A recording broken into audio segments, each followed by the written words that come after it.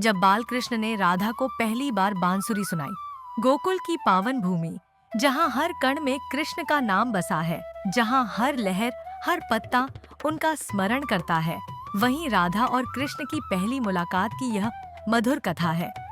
यह वह दिन था जब नन्हे कृष्ण ने पहली बार अपनी बांसुरी राधा के लिए बजाई थी। यह कहानी केवल प्रेम की नहीं, बल्कि उस अनोखे बंधन की है जिसे संसार अनादिकाल से याद करता है। राधा का आगमन। बरसाने से एक दिन वृंदावन आई थी राधा। उसके सौंदर्य में अद्भुत माधुर्य था। नदियाओं जैसे उसका प्रतिबिंब देखने को उतावली हो जाती। वृक्ष झुक झुक कर उसका स्वागत करते। माँ यशोदा ने राधा को अपने आंगन में बुलाया। आओ बेटी, कन्हैया के साथ खेलो। राधा की आंखों में कौतूहल था। यह कन्हैया कौन है? कृष्ण का प्रथम दर्शन। कृष्ण वृक्ष के नीचे बांसुरी लिए बैठे थे। बाल? कृष्ण के चेहरे पर वही चंचल मुस्कान थी। उनकी आंखों में खेल, उनकी चाल में नटखटपन था। राधा ने पूछा, तुम्हारी बांसुरी क्या सच में जादू करती है? कृष्ण बोले, बांसुरी खुद कुछ नहीं करती राधा। जिसने प्रेम से सुनी, उसे वह स्वयं बुला लेती है। राधा मुस्कुराकर बोली, क्या मुझे भी बुलाएगी? कृष्ण ने कहा, तुम्हें तो उसने पहले ही बुला लिया है। पहली बांसुरी की धुन। कृष्ण ने पहली बार बांसुरी बजाई। हवा रुक गई, वृक्ष झुक गए, गायें समीप आ गईं। राधा की आंखें स्वयं ही बंद हो गईं। वह धुन ऐसी थी जैसे सृष्टि पहली बार सांस ले रही हो, जैसे समय भी उस धुन में बंध गया हो। राधा ने आंखें खोलकर कृष्ण से पूछा, यह क्या है? यह कैसा संगीत है? कृष्ण बोले, यह प्रेम है राधा। इसे शब्दों में नहीं कहा जा सकता, इसे बस अनुभव किया जा सकता है। दोस्ती का आरंभ। उस दिन के बाद राधा और कृष्ण की मित्रता प्रारंभ हो गई। वे साथ गायें चराते, खेलते, झगड़ते और हंसते। बलराम ने कृष्ण से चिढ़ते हुए कहा, अब तो तू बस राधा के साथ ही खेलता है। कृष्ण मुस्कुराकर बोले, जो सबसे पहले मेरी बांसुरी सुने, वही तो सबसे खास होता है। गोपियों का प्रेम। गोपियां राधा से पूछती, राधा, कन्हैया, तुम्हें सबसे पहले बांसुरी क्यों सुनाते हैं? राधा झेंपकर कहती, क्योंकि मैं उन्हें सबसे पहले सुनती हूँ। गोपियां हंस पड़ती। राधा की पहली परीक्षा। एक दिन राधा गोकुल से दूर जंगल में चली गई। कृष्ण ने बांसुरी बजाई, लेकिन राधा ने उसे सुना ही नहीं। कृष्ण दौड़ते हुए उसके पास पहुंचे। राधा, तुमने मेरी बांसुरी नहीं सुनी? राधा मुस्कुराकर बोली, कृष्ण, जब मन में तुम्हारा नाम बसा हो तो कानों से क्यों सुनूं? तुम्हारी बांसुरी मेरे हृदय में बजती है। कृष्ण चकित हो गए और बोले, तुमने तो मुझे भी जीत लिया राधे। गोपियों की सीख। गोपियां राधा से सीखने लगीं कि प्रेम केवल दिखावा नहीं होता। बांसुरी का मधुर स्वर तभी गूंजता है जब मन सच्चा हो। राधा ने गोपियों से कहा, कन्हैया की बांसुरी केवल कानों से नहीं सुनी जाती, उसे हृदय से सुनना पड़ता है। कृष्ण का वचन। कृष्ण ने राधा से वादा किया, जब भी मैं बांसुरी बजाऊंगा, राधा, तुम्हारा नाम सबसे पहले पुकारूंगा।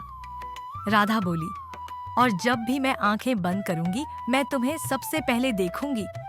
राधा कृष्ण लीला का संदेश। यह कथा सिखाती है कि प्रेम का पहला अनुभव सरल होता है, किंतु वह पूरे जीवन का आधार बन जाता है। बाल कृष्ण की पहली बांसुरी ने राधा के मन में जो माधुर्य घोला, वह अमर हो गया। जब भी जीवन में शांति चाहिए हो, जब भी आत्मा प्रेम को ढूंढ रही हो, बस बाल कृष्ण की बांसुरी को सुनो, क्योंकि वह बांसुरी आज भी गोकुल की हवाओं में गूंजती है। कृष्ण और राधा की पहली मुलाकात की वह मधुर धुन आज भी हर प्रेमी के हृदय में गूंजती है। जो प्रेम से सुनता है, वह उस बांसुरी की आवाज आज भी सुन सकता है। जब बाल कृष्ण ने शेषनाग को दर्शन दिए, गोकुल की भूमि पर, जहाँ प्रेम ही धर्म था, जहाँ गायों की रंभाहट बांसुरी की धुन में घुल जाती थी, वहाँ एक नन्हा बालक सबका जीवन बन चुका था। वह था बाल कृष्ण। आज की कथा उस लीला की है जब बाल कृष्ण ने स्वयं शेषनाग को अपने दिव्य स्वरूप में दर्शन दिए। यह कथा अद्भुत है, यह प्रेम की है, यह सत्य की है। शेषनाग का जन्म और चिंता। शेषनाग जो संसार के भार को अपने फन पर धारण करते हैं। विष्णु भगवान के अनन्य सेवक माने जाते हैं। जब उन्होंने सुना कि विष्णु भगवान श्री कृष्ण के रूप में गोकुल में अवतरित हुए हैं, तो उनका हृदय व्याकुल हो उठा। मेरे स्वामी अब बालक बने हैं, मैं कब उनके समीप जाऊं? मुझे अपने प्रभु के पास जाना है। शेषनाग ने एक विचित्र रूप धारण कर लिया। गोकुल के यमुना तट के समीप एक छोटे से सरोवर में वे एक रहस्यमय सर्प बनकर बस गए। कृष्ण का यमुना तट पर जाना। एक दिन कृष्ण अपने सखा सुदामा और बलराम के साथ खेलते हुए यमुना तट पहुंचे। उन्होंने उस सरोवर के पास बांसुरी बजानी शुरू की। उनकी बांसुरी की धुन इतनी मधुर थी कि शेषनाग का मन शांत हो गया। हे प्रभु, क्या आप मुझे पहचानते हैं? शेषनाग की आत्मा पुकार रही थी।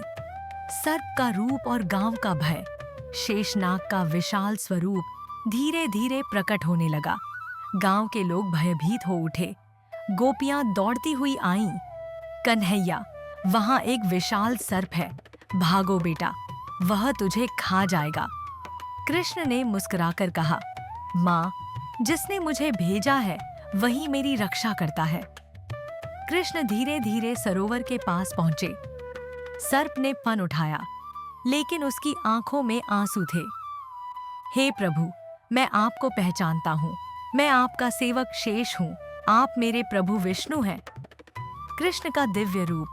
कृष्ण मुस्कुराए। उनकी आंखों से प्रेम की ऐसी किरणें निकली कि शेषनाग झुक गए।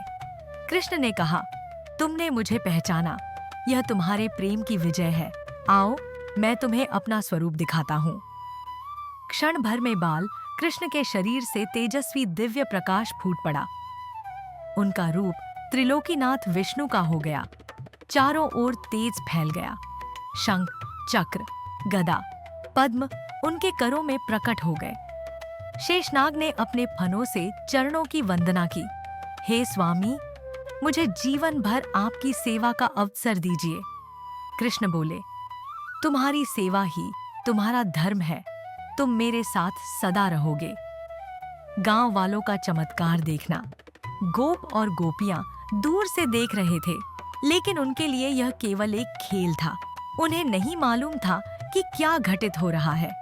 बलराम ने मुस्कुराकर कहा, तुम्हें डर क्यों लगता है? जब कन्हैया साथ हो, कोई कुछ नहीं कर सकता। शेषनाग का गायब हो जाना। शेषनाग ने धीरे धीरे सरोवर में लुप्त हो जाना शुरू किया।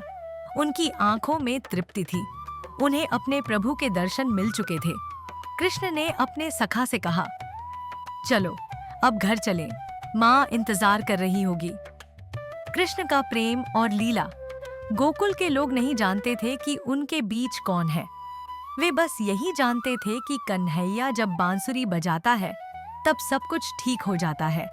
राधा मुस्कुराकर कहती, कन्हैया, तुम हमेशा खेलते रहते हो, पर मैं जानती हूँ कि तुम्हारे खेल ही सच्चे हैं।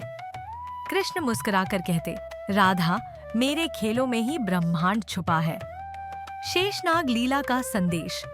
यह कथा हमें सिखाती है कि भगवान अपने भक्तों की पुकार सुनते हैं। प्रेम की पहचान के लिए चमत्कार की आवश्यकता नहीं, बस सच्ची भावना होनी चाहिए। जब भी जीवन में कठिनाई हो, बस कृष्ण को पुकारिए, वे स्वयं दर्शन देने आ जाते हैं।